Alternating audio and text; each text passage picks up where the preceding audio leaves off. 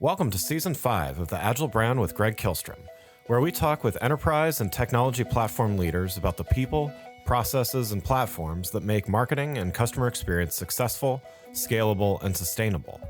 This is what creates an Agile brand. I'm your host, Greg Kihlstrom, advisor and consultant for Fortune 1000 marketing and CX leaders and teams as principal and chief strategist at GK5A, and best-selling author, keynote speaker, entrepreneur, and Agile certified coach. The Agile Brand podcast is brought to you by TEKsystems, an industry leader in full-stack technology services, talent services, and real-world application. For more information, go to teksystems.com. To sign up for the Agile Brand newsletter and get the latest insights and articles on marketing technology and CX, or to purchase a copy of my latest book, House of the Customer, go to gregkihlstrom.com. You can also find all my books on Amazon and other retailers. And now on to the show. Today we're going to talk about dispelling myths about funding creative and UX, what you think you're getting versus what you really need, in a special episode brought to you by the Office of Experience, a design-driven, digital-first, vertically integrated, and collaborative agency that believes in the power of ideas and the strength of people. This is also the second part of a quarterly Outlook series on B2B e-commerce and what brands should be looking for out there. To help me discuss this topic, I'd like to welcome Jason Bowman, Executive Director of UX, and Dan Knuckey, Executive Creative Director at the Office of Experience. Dan and Jason, welcome to the show. Thanks. Glad to be here. Likewise. Looking forward to talking with you both here. So why don't we get started by each giving a brief introduction on your roles and a little background on the Office of Experience. Well, as my title suggests, I lead the user experience team, which at OX, it spans from kind of initial discovery, user behavior research, through potentially journey mapping, profile creation, then all the way to wireframes, then of course, like user testing ideas throughout the process, post, survey, all that. Just kind of really taking everything all the way up into the kind of creative execution, at which point then we kind of ride shotgun all the way through the development of the experience. Hi, I'm Dan Knuckey, Executive Creative Director at the Office of Experience. You know, the great thing about being the ECD at OX is we have such a wide range of creative opportunities. You know, those go from digital product to digital experience. Of course, we're heavily involved in digital campaigns and lead gen. But we also get involved in brand definition, you know, from logo and identity and expression all the way, you know, to that very foundation of brand personality and brand purpose. So the main topic I wanted to discuss today is what I introduced at the top of the show, 2 myths about buying or funding UX, what you think you're buying versus what you really need. So let's start by talking about myth number 1. And that is that UX and creative is a one-time process. So first, what are the origins of this myth? I would say, you know, thinking about it, the origins go back to kind of the beginning of what we could call like, you know, corporate websites, the internet. That's kind of when UX really started coming of its own. And, you know, at that time, for those of us who remember, it was a big process. A website relaunch could be about a year and a half of work. You're, you know, laying out every page. The entire team is there. It's a massive undertaking. And so it was kind of this build the platform. I think, you know, Dan and I were chatting a little earlier. It's like building a house. You build the house and you're like, and the house is good. So that's kind of where I see a lot of it came from, just that early experience of everyone being kind of new to how to build a presence on the web. Yeah, I mean, I think, you know, another reason is maybe just a little bit of a limited understanding of the strategic value that UX and design can bring. You know, especially when you say the word design, you know, people think aesthetic, but it's just not that aesthetic element. It's the essential components that, you know, really contribute to the overall success of any product or service. And, you know, design, you know, just, you know, loosely design goes beyond the visual. It encompasses, you know, usability, accessibility, and user-centric thinking. And, you know, obviously with Jason and his UX group, you know, that's really where their expertise comes to play. And then, you know, once the creative team, you know, comes in, that's our job to take all of that understanding and apply the brand to evoke, you know, an emotional response. You know, how are we going to differentiate the product in the market? And so when you combine those two, that's when you have the opportunity to provide, you know, a cohesive and really differentiating experience that builds loyalty and trust, for any consumer or buyer. Yeah. So to do this, then, instead of the buyers of UX and creative thinking about this as a one-time process, how should they be thinking about this instead as they're buying? I think first and foremost, they need to see it as a long-term investment that requires, ongoing attention and resources. I think the reference that Jason, spoke to earlier about the house. Again, yeah, you buy the house, you move in, and a lot of times you think, hey, it's done. But as we all know, things need maintenance, things need checkup, they need upkeep. And if you let those go, you're going to find yourself 10 years later, facing a major rehab, as opposed to if you, maintain a little love and attention and upkeep, can just be a little bit of pruning along the way. And overall, your experience is just going to be that much better, for the duration of that time. I think also, like, as Dan was saying, it is kind of an ongoing growing experience. And, user experience is continually changing and updating. We have phones in our hands now, QR codes, and just a variety of digital aspects.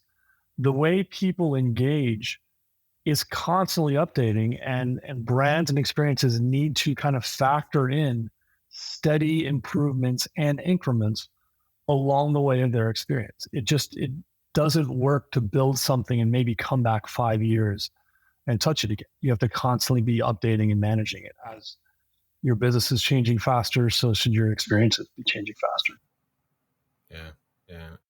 And so since we're talking about the buying and the funding aspect of this, you just mentioned revisiting every 5 years. There's those organizations that essentially they budget, just to talk about websites, for instance, like they budget a website redesign every 3 to 5 to, maybe 6 years on the long end of that. And that's the way that things have always been done. And so, how do you work with organizations, and, what should the change in thinking be to instead think of this in terms of how you were describing it, which is things are constantly changing and consumer expectations are continually changing and growing and all of that. So, how do you recommend that a brand starts to shift that thinking to, no, this is a continuous process? I think one of the ways you do that is you really work with a brand to help establish a roadmap. And they can be a more product facing brand. They can be a more, marketing facing brand. It kind of depends on what their digital property is. But all throughout, they have things they want to accomplish. They're going to have future brand rollouts. They're going to have a variety of things. And the digital experiences aren't just add-ons. They are part of that experience. I think more and more we are just seeing, like, the digital experience is almost getting seamlessly integrated with the physical experience, or it's even the whole brand impression. So what do they want to accomplish? When do they want to accomplish it? And you can really just start to help roadmap out how budget applies to that. I think also one of the challenges that happens with brands is they have this massive internal initiative, but they haven't been thinking, and we need to change that thinking into how are you going to represent this digitally, so that you don't end up in the last 6 months before a major initiative launches scrambling to figure out how to make a digital experience component, and often coming up short from what you could have if you had planned and budgeted ahead of time. So for me, it's you set the roadmap and you set your budget according to the roadmap with the timelines, and you start to see how it becomes a far more even flow of both energy spend and forward-thinking accomplishments.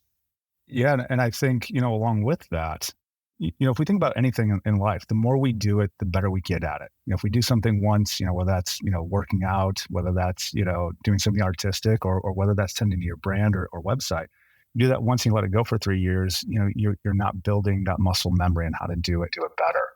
So I think if clients can look at this as an opportunity, to foster collaboration, with their internal teams, their external partners, and a continuous engagement that will, foster things to get to bigger and better places, and eventually even more efficiently, because you're not trying to retrain or relearn how to do, that function. You're not trying to, try to figure out again what that messaging is.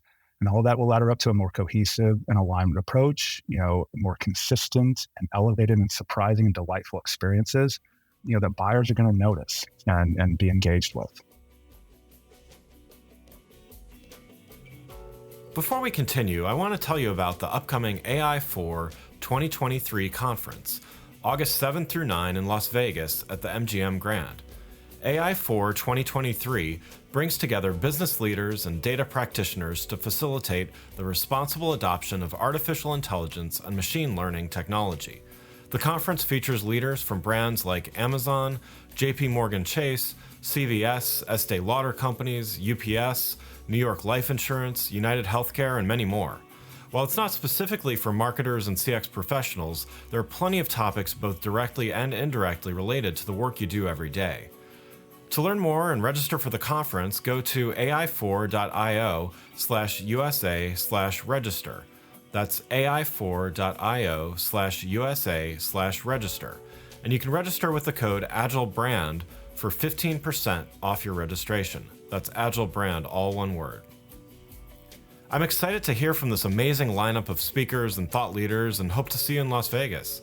Make sure to register at ai4.io/USA/register with the code AgileBrand for 15% off your registration. Now let's get back to the show.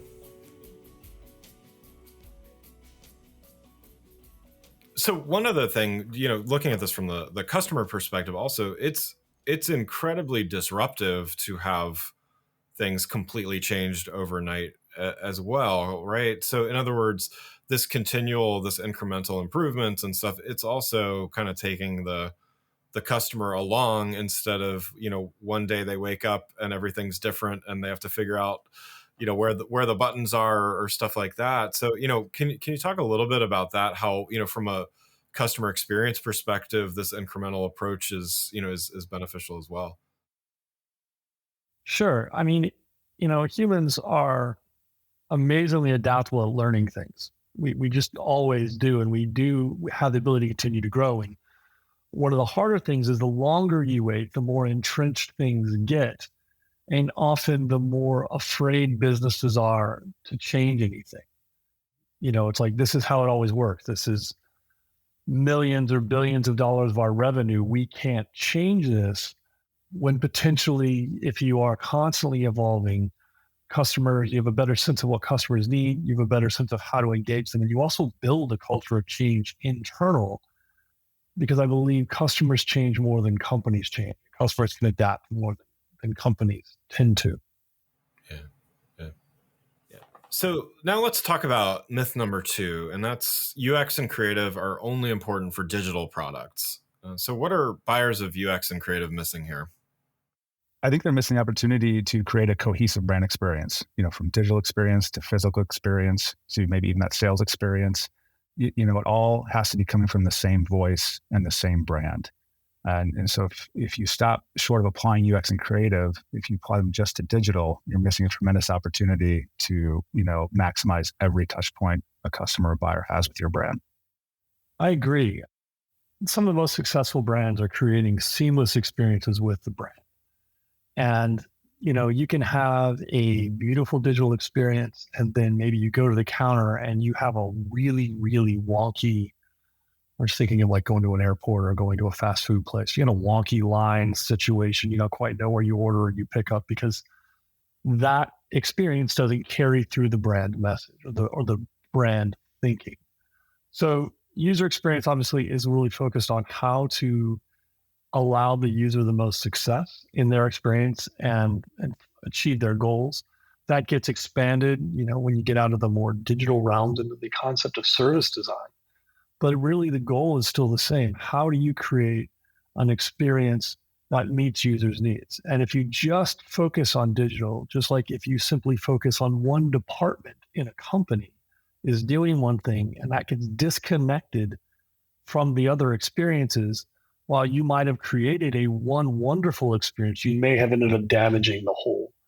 So it should always be considered in a holistic lens of how these experiences are laddering up to the whole. And for me, it's always important to understand, one, what brought someone to whatever experience you're creating and where are they going next, to make sure you're understanding how, not just that you're taking care of someone in the journey you control in that moment, but how you're really helping them along their larger path.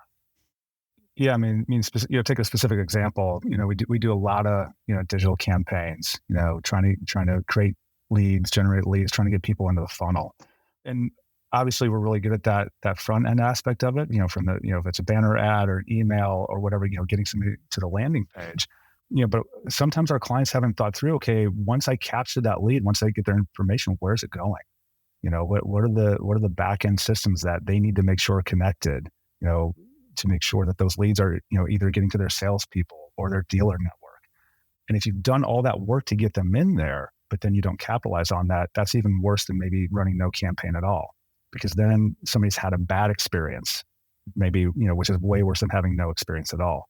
So you need to make sure all those things are connected and lined up. And a lot of times, while we're not responsible for those back-end systems, we really work with our clients to make sure that they're set up for success, to connect all those dots on the back end. Yeah, definitely. I mean, I think, I saw recent statistics, and I use this in my book as well, is, back in, a couple decades ago, or even 15 years ago, people were using maybe 2 channels during the buying process. Now they're using an average of 5 or 6 different channels. And this could be digital, this could be offline, walking into a store. It could be many different channels here out of a total potential, I think 15 or 16 channels. So yeah, brands need to be paying attention to this, even if their sole focus and their role is on a digital channel, right? So, for those that aren't used to this way of thinking about omni-channel is really what we're kind of talking about here. What's a good way for teams to start thinking about this? The answer is just do it. But I think one of the ways teams can start thinking about it is really, over the last few years, the individual, like talking to an individual, personalization, even expectations of personalization to a degree have just greatly increased. So we can't just think of somebody is there to accept our messaging and get our widget. We really are trying to build brand loyalty and brand connection. Not to sound creepy, but you can do it through a variety of means. And by thinking more holistically about what that visitor, that customer, that experience is within your brand ecosystem is really the way to do it. To not think about what my department needs, but to also think about how we are building that longer term experience and relationship, and kind of how we are laddering up to the brand as a whole to create a better experience. Yeah, and that omni-channel approach really requires, consistency across the touch points. And again, that's going to seem obvious, but I think it's important to remind ourselves, well, why is that important? Because subliminally, when that experience is consistent, it builds trust with the consumer or the buyer. It strengthens the recognition and just makes everything feel that much more buttoned down, professional, and we're drawn to that. But I think as creatives, then we need to make sure that as we're striving for consistency, that we don't get complacent and just do what we call branding by numbers or paint by numbers. We still have to find moments to push the brand and tweak it. Find moments of delight. That create maybe moments of unexpectedness even within that consistency that continue to kind of surprise and engage the buyer as they come back to a brand over and over again. Yeah. I think one of the channels with omni-channel, even within companies, is really their own internal divisions. Very often, one department's in charge of one channel, and then 2 departments are in charge of different facing aspects of the other channel. And it is that idea of like, you can say, here's the experience that's going to cross over to another channel or cross over to another department. Are they ready to pick it up? And often in times, companies, they're not talking about that experience. They're not talking about what happens next. And they're not talking about how do we catch exactly what was handed to us from the other group and move it forward. Sometimes they get stuck in their own protectionist mindsets, or they're just not talking at all. And I think that's where thinking of a holistic brand experience, not just a channel experience, is really where we need to move. Yeah. Yeah. And that goes back to that point of, if you do it consistently, you're going to be forced to create those collaborations between your departments, internally and with external agencies. So that, again, that consistency and that regular cadence is key. Yeah, definitely. So then, in the work that you're doing in UX and creative, how does this omnichannel then influence the way that you do your work? Yeah, I think as we talked about, the opportunity for our clients to collaborate, it really forces us, as an agency, to make sure that from, strategy to UX, content design, even, with our dev, that we're all collaborating and working as agilely as possible. Because, we also know that when work falls into a siloed or even, waterfall cadence, that sometimes we lose sight of that bigger picture. And what each experience is laddering up to. So it really forces us to, really bring that agile mindset to everything we do as well.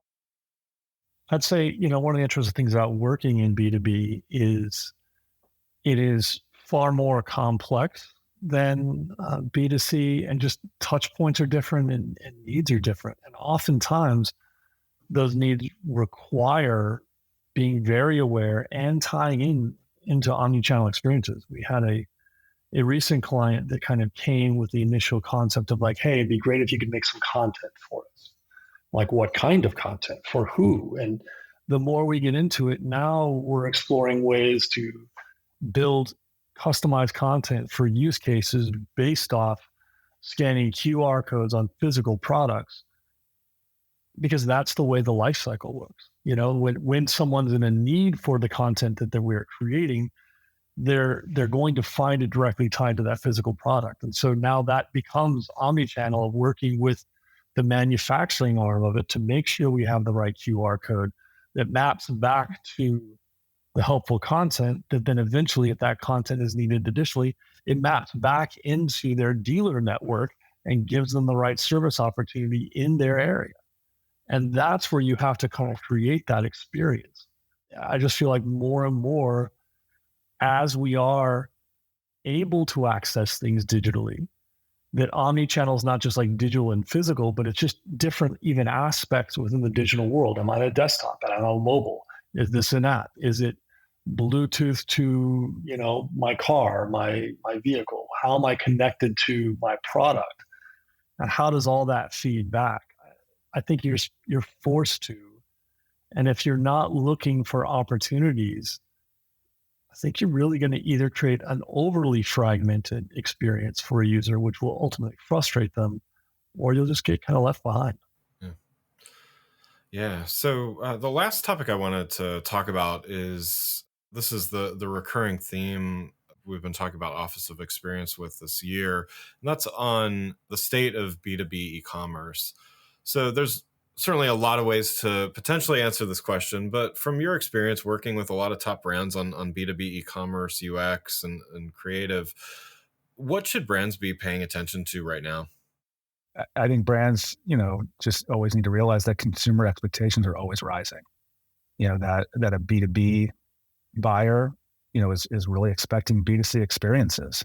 And so we need to bring the best practices, from B2C and make sure that they're showing up in B2B as well. And for creative, again, and I think I've mentioned this, but it's reminding ourselves that, through all the understood patterns and, especially in e-commerce, in the ways to get somebody from into the purchase funnel and into the cart and buying as quickly as possible, we still have to find, moments to delight them, to bring the brand to life in a differentiating way.